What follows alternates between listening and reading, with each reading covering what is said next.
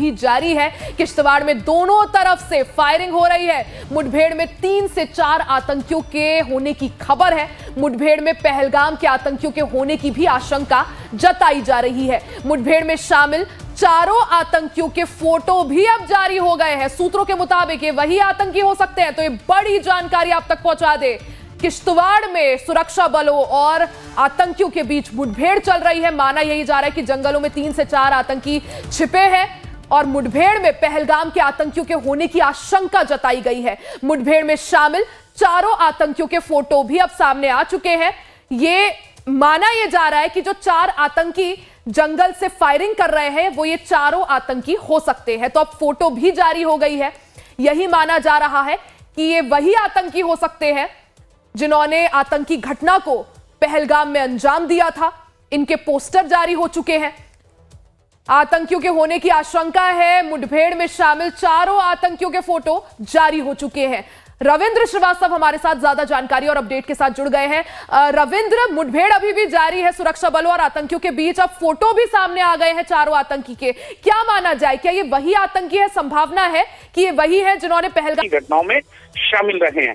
लेकिन फिलहाल ये कहा जा सकता है कि जिस प्रकार से भाईचरण के अंदर 22 अप्रैल को 26 लोगों की निर्मम हत्या की गई थी, उसके बाद भारत ने कड़ी प्रतिक्रिया जो थी वो दी थी और पाकिस्तान के अंदर ऑपरेशन सिंदूर चलाकर वहां आतंकी अड्डे और कई आतंकियों को मारा भी था और उसके बाद तनाव रहा। लेकिन इसी बीच कहा जाए तो 1 महीना हो चुका है, उन आतंकियों को अभी तक पता नहीं चल पाया है।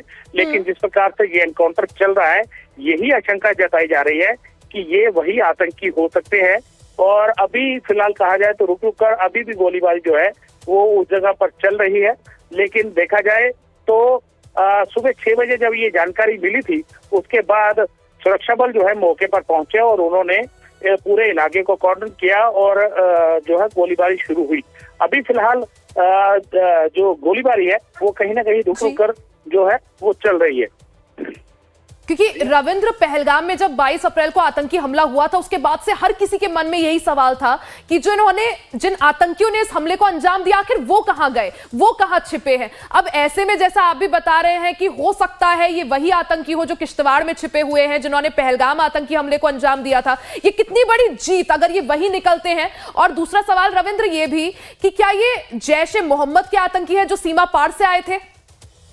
बिल्कुल रिया, देखिए ये जैश-ए मोहम्मद के आतंकी हैं और ये जो आतंकी बताए जा रहे हैं ये सभी आतंकी विदेशी हैं।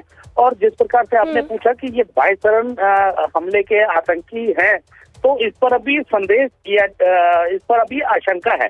क्योंकि जब तक आतंकियों की आइडेंटिटी पता नहीं चल पाएगी और तब तक कुछ कह पाना मुश्किल है। हालांकि किश्तवाड़ पुलिस ने इनके फोटो जरूर जारी किए हैं, लेकिन इनके साथ और कितने आतंकी हैं ये कह पाना भी मुश्किल है। क्योंकि जिस प्रकार से लगातार आतंकियों को पकड़ने के लिए कई सुरक्षा एजेंसियां और सुरक्षा बल जो है वो लगे रहे और 1 महीना गुजर जाने के बाद भी उन आतंकियों का पता नहीं चल पाया। यही आशंका जताई जा रही थी कि हो सकता है इनको जो लॉजिस्टिक सपोर्ट जो है वो मिल रही है, यानी ओवरकॉन वर्कर और स्लीपर। बिल्कुल रविंद्र, यानी अगर ये वही आतंकी निकलते हैं तो ये बड़ी कामयाबी होगी सुरक्षा बलों के लिए, सेना के लिए। हालांकि